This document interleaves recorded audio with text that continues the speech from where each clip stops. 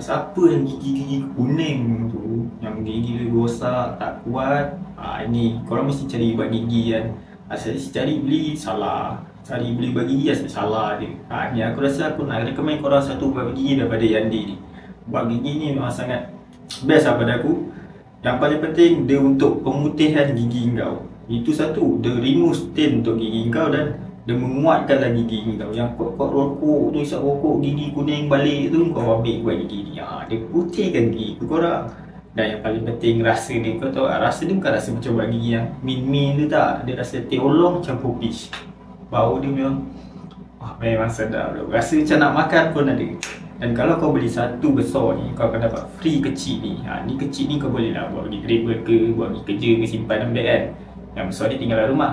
So mana korang nak dapatkan ubat gigi ni, korang boleh tekan beg kuning sekarang. Harga murah je. Yang penting berbaloi. Yes sir.